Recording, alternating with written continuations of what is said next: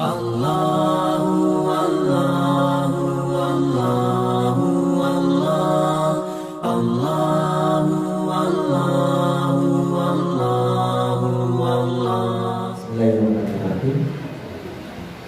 Assalamualaikum warahmatullahi wabarakatuh. Alhamdulillahirabbil alamin. Hamdan katsiran thayyiban mubarakan fih. Karena itu Allah. Alhamdulillahilladzi bi ni'matihi tatimmu shalihat. Asyhadu an la ilaha illallah ya na'budu wa iyyahu nasta'in. Wa asyhadu anna Muhammadan abduhu wa rasuluh. Allahumma shalli ala sayyidina Muhammadin wa ala alihi wa ashabihi wa man tabi'ahum bi ihsanin ila yaumil. Amma ba'du. Alhamdulillahirabbil alamin. Puji syukur kepada Allah Subhanahu wa taala atas nikmat yang Allah karuniakan kepada keluarga kami sedaya. Mugi-mugi keluarga panjenengan sedaya termasuk hamba-hamba yang kami bersyukur. Jamaah yang dimuliakan oleh Allah Subhanahu wa taala, salam dan salam mudah-mudahan tercurah kepada Rasulullah Muhammad sallallahu alaihi wasallam. Pada suatu saat Rasulullah SAW di Masjid Madinah, di Masjid Nabawi di Madinah, itu sedang berkumpul beserta para sahabatnya. Kemudian di pojok masjid itu ada yang sedang zikir. Kemudian di sebelahnya lagi di sebagian pojok masjid juga ada yang sedang berdoa. Kemudian Rasulullah SAW mengatakan, aku ini diutus untuk menjadi guru.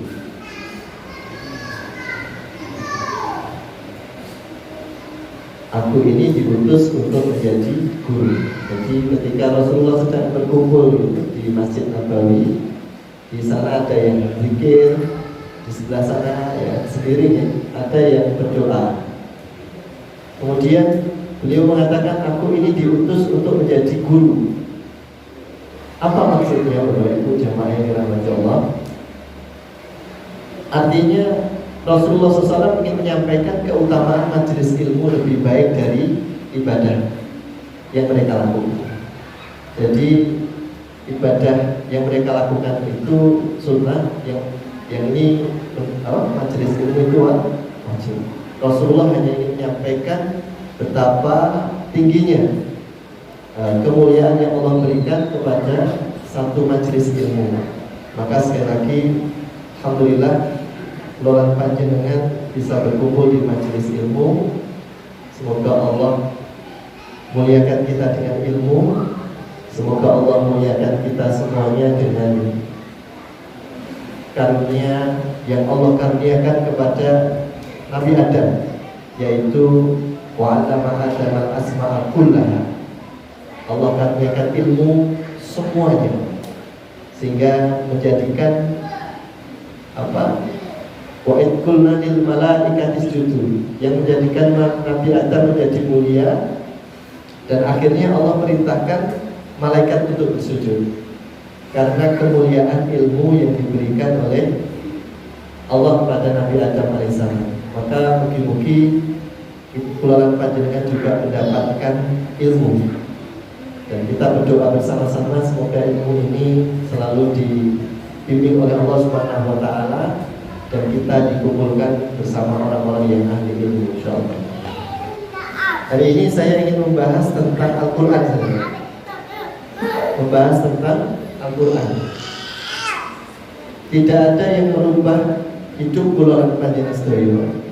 Tidak ada yang mampu merubah secara pasti dan perlahan-lahan kecuali Al-Quran Al-Karim.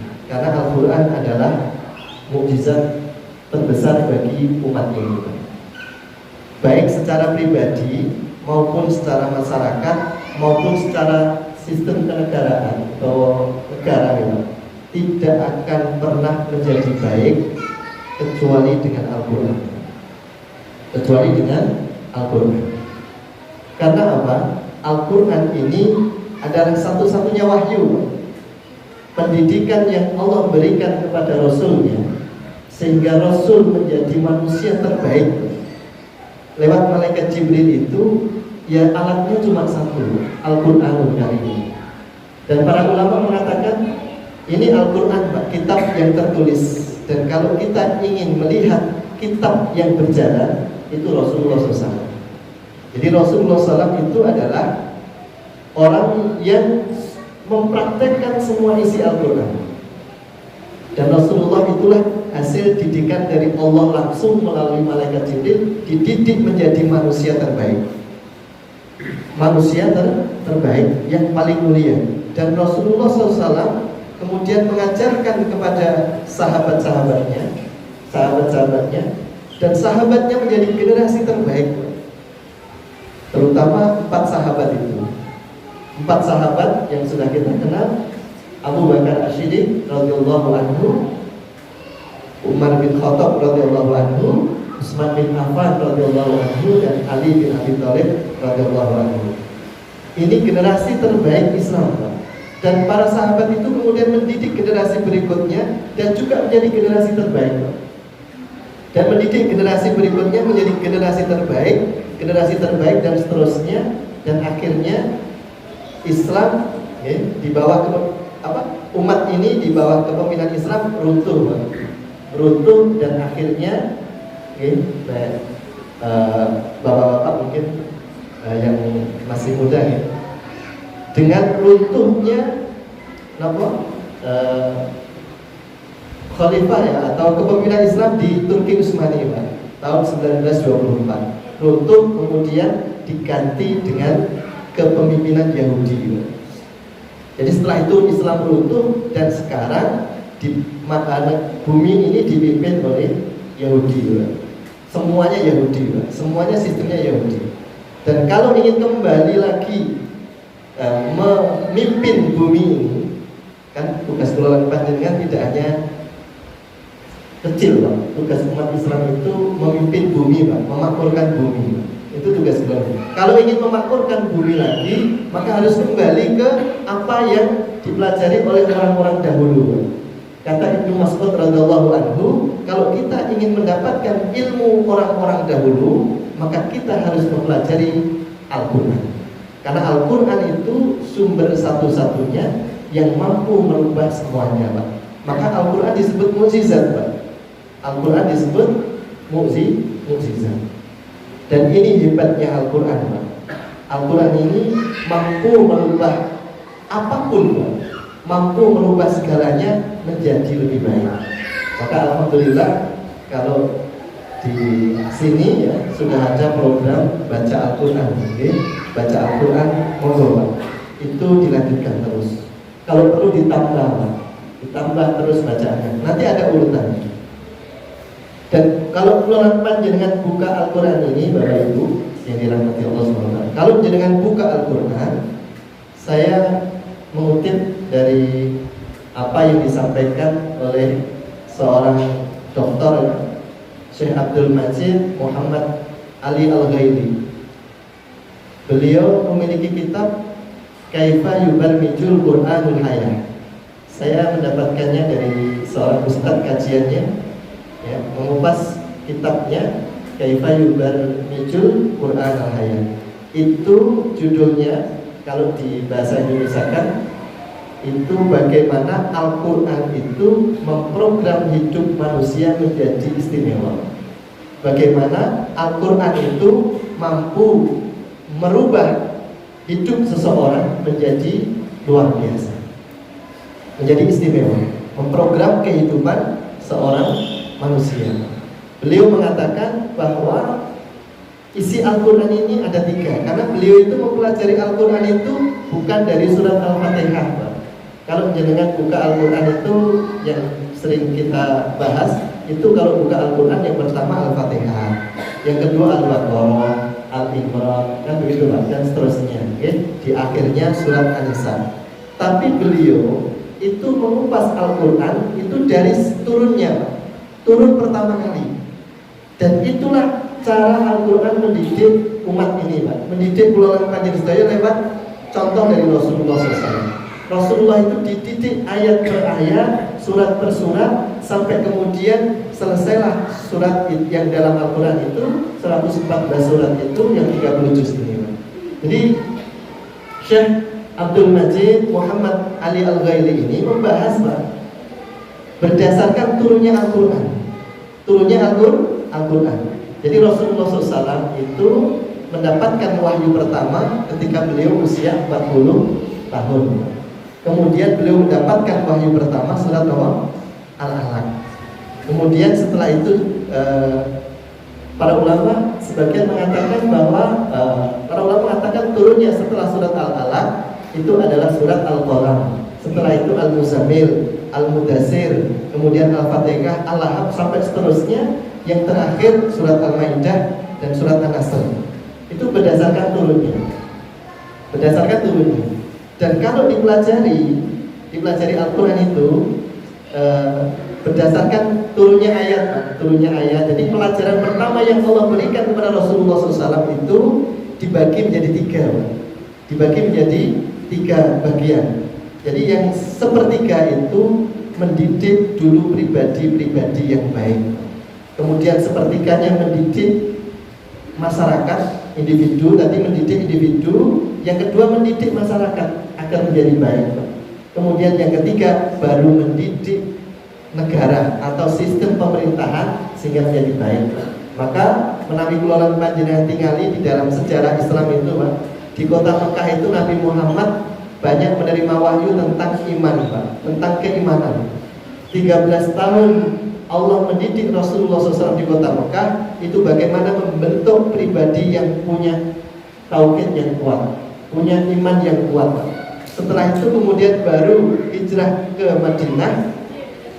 Hijrah ke Madinah kemudian barulah turun ayat-ayat tentang hubungan antara individu dengan individu yang lain. Kemudian beliau akhirnya membentuk sebuah daulah atau negara atau sebuah kepemimpinan pemerintahan.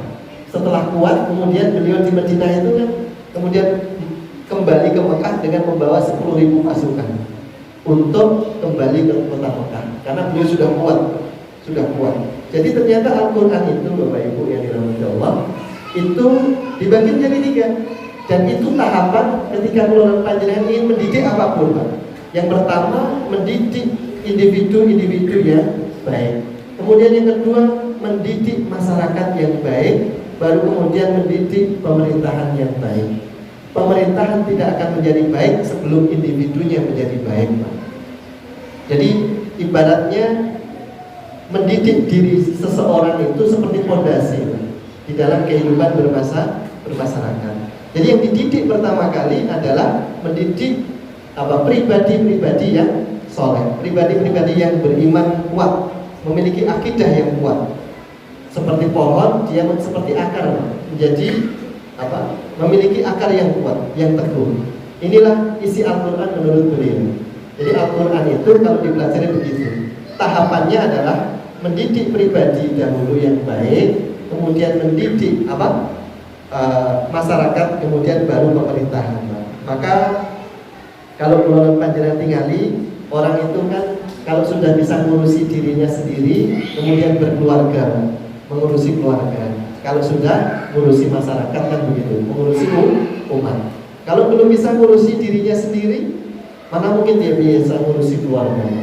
Kalau keluarga saja tidak bisa mengurusi, mana mungkin dia bisa mengurusi negara. Mengurusi negara. Dan ini, Pak, inilah tahapan-tahapan kita di dalam beragama, tahapan-tahapan kita di dalam mendidik diri kula panjenengan. Maka kita lihat Bapak Ibu, Rasulullah SAW disiapkan sejak dari awal untuk menerima wahyu ini, untuk memimpin umat ini dan sekaligus memberikan contoh. Nabi lahir sampai usia 40 tahun, kemudian diberi wahyu ini, diberi wahyu, dipersiapkan ini untuk memimpin masyarakatnya, untuk memimpin umatnya menjadi umat terbaik. Ini dari tahapannya. Jadi kalau kita ingin mengikuti tahapan-tahapan ini, insya Allah baik, kita akan menjadi baik. Maka kadang-kadang orang itu ngurusi negara, tapi tidak punya akidah akhirnya rusak. Jadi kalau tahapan ini tidak bisa dilalui, maka akan merusak. Seperti orang sekolah. Orang sekolah itu kan kelas 1 dulu, kelas 2, kelas 3 dan seterusnya. Misalnya 6 tahun atau 7 tahun langsung SMA, itu akan rusak. Akan menjadi beban, berat sekali. Tidak sanggup, akan banyak masalah.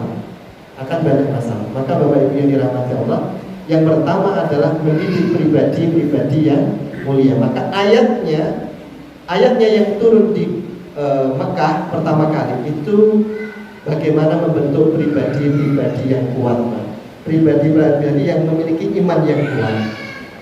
Dan inilah tahapan-tahapan di dalam mendidik kula panjenengan, mendidik umat ini agar menjadi baik. Jadi sumbernya cuma satu, Al-Quran. Okay? Itu caranya. Dan kalau ingin mendidik pribadi yang baik,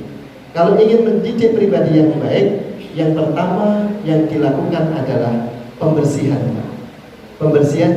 jiwa, pembersihan diri dulu.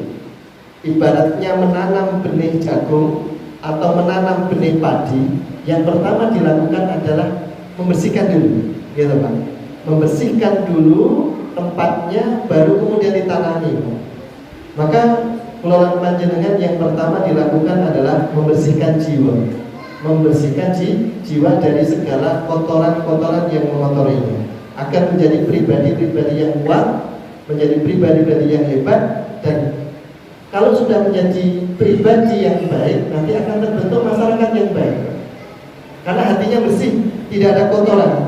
Karena yang menyebabkan perselisihan di masyarakat, ya, yang menyebabkan kesalahpahaman, kadang masalah di masyarakat, itu karena di dalam hatinya ada penyakit. Fi qulubihim marad, ya, bahwa di dalam dirinya ada penyakit, Pak. Dan penyakit hati kula lan panjenengan mengentos nggih. Penyakit hati itu banyak sekali, nggih. Mohon maaf, misalnya iri, dengki, ya, dan sebagainya. Ya, inilah yang menyebabkan rusaknya pergaulan antara satu orang dengan yang lainnya. Kenapa? Jiwanya belum bersih. Maka kalau kita lihat, Pak, sejarahnya Rasulullah SAW sejak kecil sampai dewasa, sebelum sejak kecil sampai diangkat menjadi Rasul, ya, kita lihat ketika usia berapa, Pak? 5 tahun ya, kalau nggak salah, beliau dibedah dadanya. Ketika itu dibedah dadanya, kemudian diambil sesuatu di dalam dirinya, dicuci oleh malaikat dengan air zam-zam. Kemudian malaikat mengatakan ini bagian dari setan, diambil, Pak. Sehingga setan sudah tidak menggoda beliau, tidak mampu menggoda beliau. Seperti ini bagian dari setan dibuang, dibelah dadanya, dibersihkan ketika usia sekitar 5 tahun. Jadi Rasulullah itu, Bapak Ibu, kalau dengan baca Sirah Nabawiyah, usia kurang lebih 2 minggu itu lahir, 2 minggu diserahkan ke kampung, Pak, ke kampung yang sehat, jauh dari hiruk pikuk kehidupan kota. Diserahkan di kampung, terus dipelihara oleh Halimah Sa'diyah, gitu. Disusui di sana, udaranya sejuk, kemudian ya Pak, kemudian terjadi pembelahan dada itu, Pak, dibersihkan itu, kemudian dikembalikan ke ibunya. Dikembalikan ibunya karena takut, gitu. Takut akan kejadian itu, dan itu kejadian mukjizat, ya Pak, dibelah dadanya. Tapi dengan ampun nyoba-nyoba nanti, gitu. Dibelah dadanya, dihilangkan, gitu, ampun. Maka sahabat Anas radhiyallahu anhu mengatakan, saya pernah melihat bekas jahitan dadanya, bekas jahitan di dada Rasulullah SAW. Jadi dijahit oleh malaikat yang luar biasa. Jadi malaikat itu ahli bedah, ya Pak.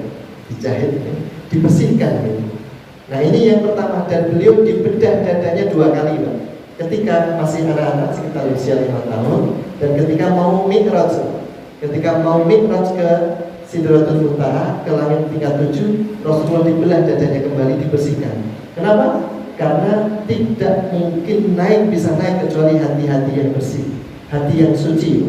Maka naiklah beliau, sehingga diantarlah malaikat Jibril yang dulu sudah pernah kami sampaikan.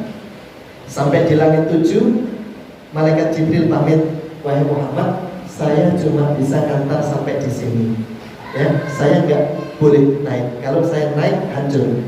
Ketika itu Rasulullah mengatakan melihat malaikat Jibril seperti kain yang rusak. Naik. Nanti kalau naik hancur malaikat Jibril. Maka yang bisa naik Rasulullah SAW. Kenapa? Karena mulianya Rasulullah dan umatnya. Jadi kalau ingin kembali kepada Allah, bersihkan jiwa dulu, bersihkan hati kita dari hal-hal yang mengotorinya. Maka kalau ulama panjenengan mau sholat, as-sholatu mi'rajul mu'minin. Sholat itu adalah mi'rajnya orang-orang beriman. Itu kan wudu dulu, bersihkan hatinya, sucikan kan gitu. Kalau hatinya kotor, nggak bisa khusyuk hatinya. Jadi Rasulullah SAW dibersihkan hatinya dulu. Maka Quran pun ketika turun pertama kali isinya tentang pembersihan jiwa. Pembersihan jiwa, ya, yakini keimanannya hanya kepada Allah. Jangan meyakini ini itu dan sebagainya, atau berbuat musyrik, ya, berbuat syirik dan sebagainya. Tergantung hanya kepada Allah. Allahus Samad, Allah tempat bergantung. Maka kalau dibaca di Sirah Nabawiyah, Nabi Muhammad itu ketika beliau dalam kandungan, ayahnya sudah meninggal.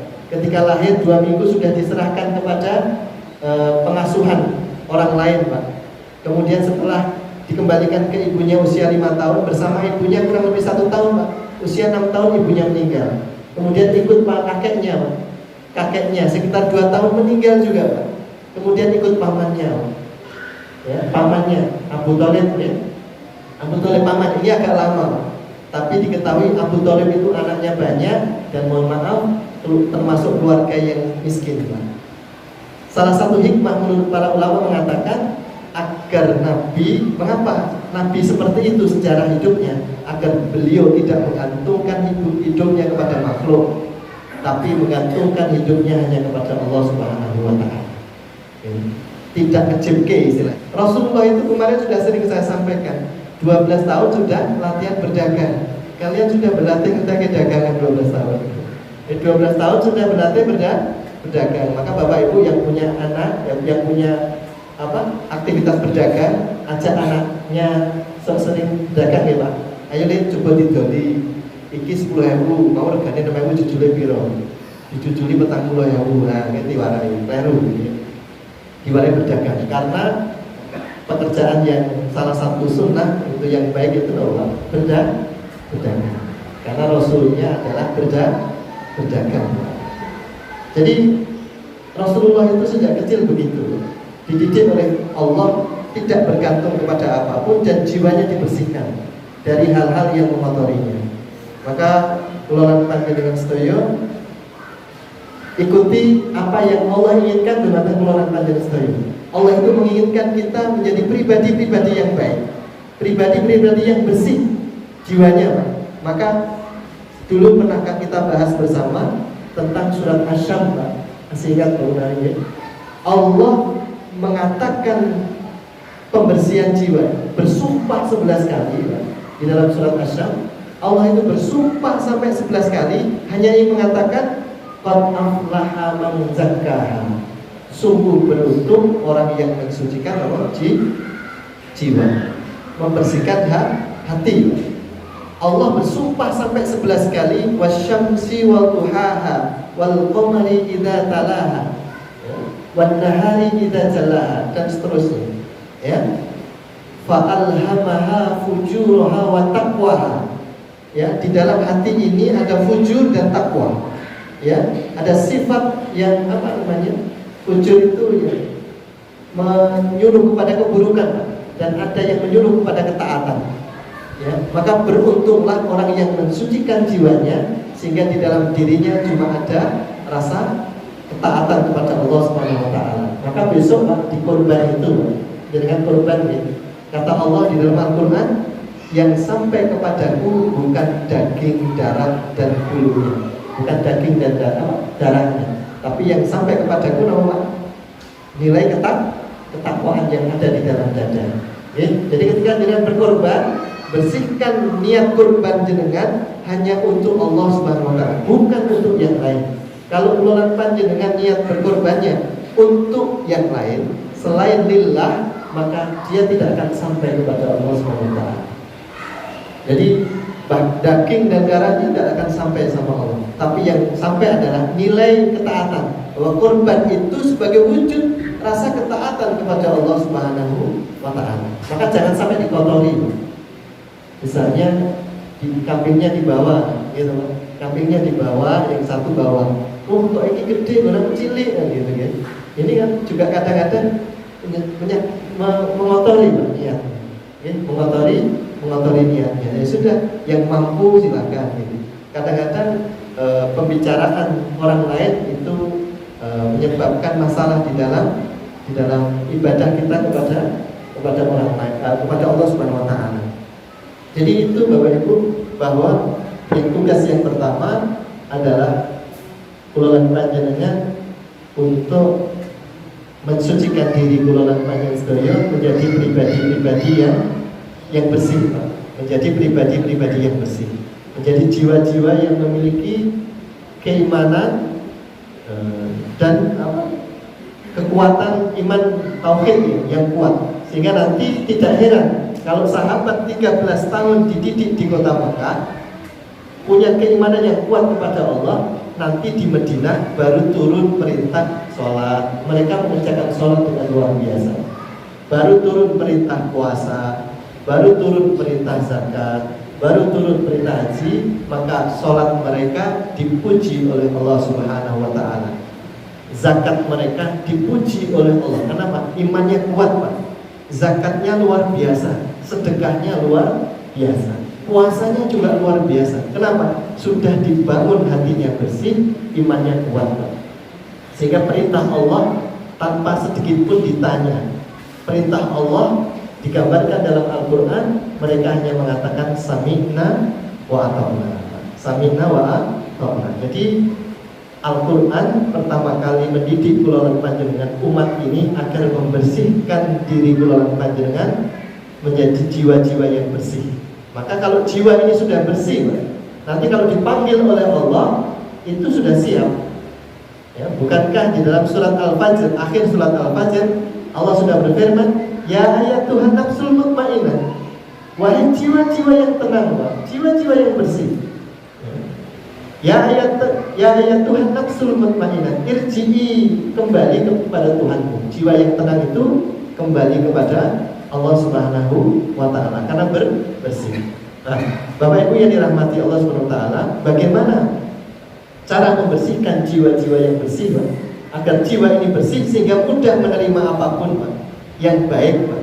Kalau wadahnya belum bersih, tidak akan mampu menampung yang baik, Pak.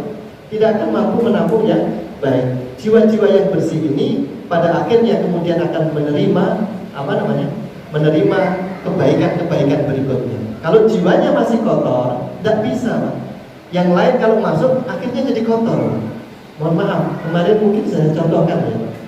Kalau keluaran panjenengan punya wadah 1 ember air zam-zam, tapi di dalamnya mohon maaf ada kotoran ayam, ditambah air zam-zam berikutnya tetap menjadi kotor. Ditambah air zam-zam berikutnya tambah kotor. Dikasih sirup, Pak, tetap kotor. Ditambah gula biar manis, Pak, tetap kotor, Pak. Dengan gula minum, Pak. Ya, zam-zam loh, Pak, di 1 ember besar, tapi di dalamnya ada kotorannya. Ya, dengan tambah gula, apakah hilang, Pak, kotorannya? Tidak, Pak. Dengan tambah kopi mungkin ya dipanaskan, tambah kopi tetap tidak mau minum, Pak. Tetap jadi kotor terus. Maka tugas golongan panjang yang pertama adalah bersihkan jiwa ini agar cahayanya turun, Pak. Cahaya masuk ke dalam jiwa. Maka yang pertama, bagaimana cara mensucikan jiwa? Yang pertama, nanti di ayat itu turun, Pak.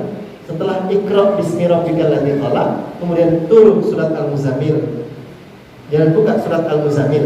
Cara mensucikan jiwa yang pertama adalah dalam surat Al-Muzammil dijelaskan banyak tilawah Al-Quran, banyak membaca Al-Quran, banyak tilawah membaca Al-Quran. Karena Quran ini wa nunazzilu minal Qur'ani ma huwa syifaa'un wa rahmatul lil mu'minin. Ya, Al-Quran ini asyifa, obat bagi segala penyakit, obat penawar dan rahmat bagi penyakit, ya, dan rahmat bagi orang-orang beriman. Bahkan disebutkan di ayat yang lain, dia menjadi obat bagi penyakit yang ada di dalam dada. Jadi yang pertama, untuk membersihkan jiwa, banyak tilawah Al-Quran. Banyak tilawah Al-Quran. Maka Kulolan Panjenengan yang sewu, lihat Pak, generasi terbaik dulu Pak, para ulama, para ilmuwan muslim dulu Pak, mereka menyelesaikan Al-Quran dulu. Mereka banyak tilawah Al-Quran Pak. Setelah itu mereka jadi orang-orang hebat Pak. Jadi itu Pak. Jadi tilawah itu mampu membersihkan jiwa. Mampu membersihkan jiwa. Jiwanya bersih sehingga cahaya apapun mudah masuk. Ya, jiwanya, hatinya bersih, maka seluruh kebaikan akan mudah meresap ke dalam jiwa. Kebaikan-kebaikan akan mudah. Kemudian yang kedua, untuk membersihkan jiwa kita adalah dengan sholat. Seperti yang dijelaskan di surat Al-Muzammil tadi, Bapak Ibu, Qumil laila illa qalila. Wahai orang yang berselimut, ya, bangunlah untuk sholat pada malam hari. Untuk sholat pada malam hari. Jadi yang kedua, untuk mensucikan jiwa, sholat malam hari itu namanya sholat apa? Sholat tahajud. Nah, sholat tahajud itu sholat yang diwajibkan pertama kali. Sholat yang pertama kali sebelum turun sholat 5 waktu, wajib 5 waktu, itu yang wajib sholat tahajud. Sholat tahajud. Tapi setelah turun surat Al-Muzammil ayat yang ke-20, sholat tahajud menjadi sunnah. Untuk sebagian ulama mengatakan itu sunnah. Ada yang mengatakan sunnah muakkad, sunnah yang sangat diwajibkan. Bahkan ada yang mengatakan wajib Pak, sholat tahajud itu. Kenapa? Karena sejak Rasulullah SAW diperintah untuk sholat tahajud sampai meninggal, beliau tidak pernah meninggalkan sholat tahajud. Jadi sebelum turun sholat 5 waktu, ketika Isra dan Mi'raj itu, Rasulullah yang diwajibkan adalah sholat tahajud. Oke, karena sholat tahajud itu ada 3. Ya, kalau sebelum sholat tidur namanya sholat lail, kalau setelah tidur namanya sholat tahajud, kalau dikerjakan di bulan Ramadan namanya sholat tarawih. Tapi sholatnya satu, tapi disebut 3. Makanya Qumil laila illa qalila. Ya, lail, sholat lail itu dengan sebelum tidur kok sholat malam, itu namanya sholat lail. Ya, kalau sudah tidur namanya tahajud. Kalau dengan kerjakan di sholat di bulan Ramadan namanya apa? Tarawih. Tapi satu sholatnya namanya tahajud. Jadi yang kedua Bapak Ibu, sholat malam atau sholat itu mampu membersihkan jiwa. Kalau jiwanya bersih, itu semuanya bisa masuk. Yang baik-baik pasti masuk. Maka Ibnu Sina, ya, ahli kedokteran tadi Pak, bapak kedokteran dunia itu ya, itu beliau kalau lupa itu pergi ke masjid bersolat 2 rakaat. Jenengan nggih ngoten nggih Pak, kula lan jenengan. Nek lali golek barang apapun, golek lali to Pak. Jenengan salat kelingan mboten Pak? Salat kan kelingan. Ibu-ibu nggih ngoten nggih. Lali daket duit, kok nek pas salat kok kelingan. Kenapa? Karena pas salat jiwanya bersih. Mau pas goleknya mungkin karo mangkel, gitu.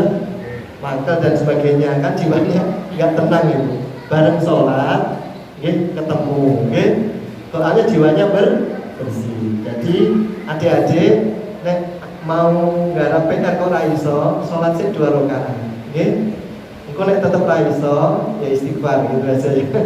Istighfar, nggih. Makanya banyak salat. Banyak salat. Terutama salat tahajud akan membersihkan jiwa. Kemudian yang ketiga Bapak Ibu, untuk membersihkan jiwa yang ketiga adalah memperbanyak istighfar. Memperbanyak istighfar. Dan istighfar terbaik itu seperti yang Allah sampaikan di dalam surat Az-Zariyat ayat yang ke-18. Surat 51 ayat 18.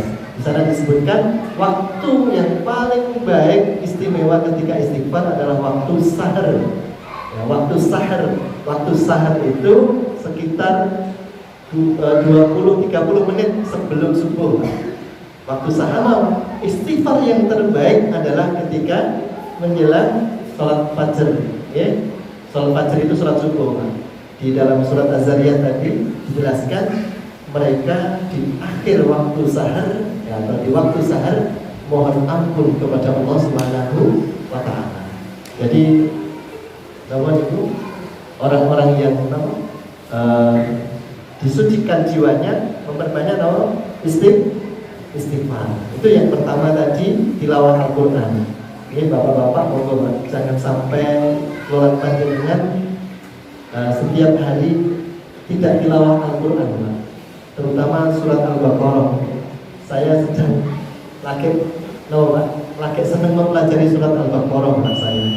Ya, senang banget. Ya, kenapa? Karena sahabat dulu itu memang mempelajari surat Al-Baqarah lama sekali. Bahkan ketika perang Hunain, mereka semuanya lari, Pak. Mereka sahabat-sahabat itu lari, mereka dipanggil dengan kalimat surat Al-Baqarah. Wahai orang-orang yang pernah kumpul belajar bersama surat Al-Baqarah, dipanggil begitu. Dan Rasulullah SAW memanggil mereka, wahai aku ini Rasul, gitu. Setelah dipanggil itu, Pak, maka mereka kembali. Wahai teman-teman yang belajar surat Al-Baqarah, ini. Jadi mungkin jamaah memiliki yang pisah dengan undang ya. Wahai saudaraku yang pernah ngaji bersama di Birahan, gitu ya. Baliyo tak boleh kok orang enak kamu teman. Undangnya ngoten. Nah, surat Al-Baqarah itu istimewa. Makanya sahabat Umar bin Khattab belajarnya 12 tahun, ya.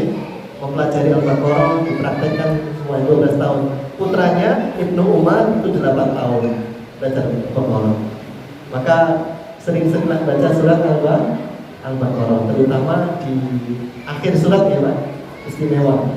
Yang amana Rasul bima unzila ilaihi min rabbi wal mu'minun dan seterusnya. Itu luar biasa. Yang pertama banyak tilawah Al-Quran, yang kedua salat malam, monggo, ya.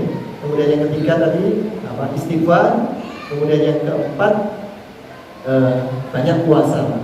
Karena puasa ini akan membersihkan jiwa, membentengi diri seseorang dari keburukan. Dan yang terakhir, karena sudah azan saya singkat, berkumpul dengan orang-orang soleh. Berkumpul dengan orang-orang soleh, maka jiwanya akan bersih, akan terlindungi, ya?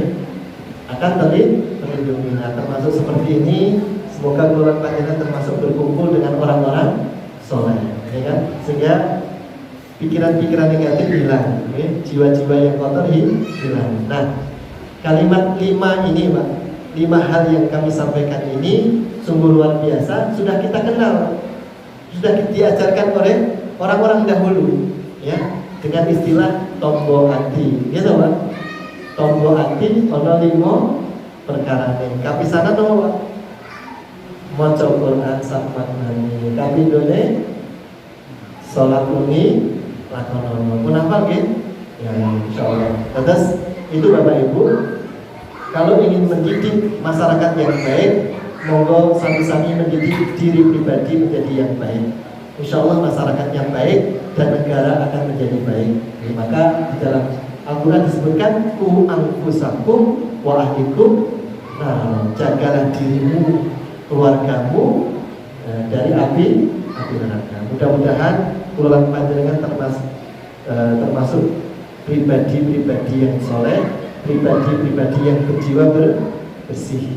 Ya, kalau jiwanya bersih, tidak ada kotoran yang mengotorinya, insya Allah Pak, hubungan apapun pasti baik. Hubungan apapun pasti baik.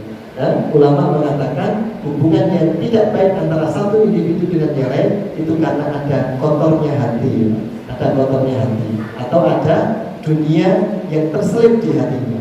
Kalau dunia itu terselip ke dalam hatinya, biasanya akan mengganggu hubungan antara pribadi-pribadi itu. Maka kata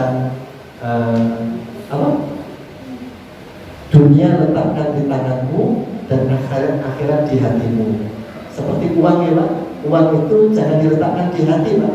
Nanti kalau uangnya hilang sakit hati. Tapi letakkan uang di mana Pak? Di dompet bawang ya, atau di hati. Kalau uangnya hilang kan tidak sakit hati Pak, ya, tidak sakit hati. Karena diletakkan di tangan, bukan di hati. Apapun urusan dunia letakkan di tangan kita, urusan akhirat letakkan di hati kita. Insya Allah semoga doa panjenengan, semoga termasuk orang-orang yang tergolong jiwanya bersih yang disebutkan oleh Allah, qad aflaha man zakkaha, beruntunglah orang-orang yang membersihkan jiwanya. Mudah-mudahan Allah berkahi apa yang kita bahas pada hari ini, dan Allah ampuni jika ada kesalahan dan kekurangannya. Saya mohon ampun dan mohon petunjuk dari Allah SWT. Semoga selalu dibimbingnya dan ditunjukkan jalan-jalan kebenaran. Kurang lebih itu yang kami sampaikan. Semoga bermanfaat.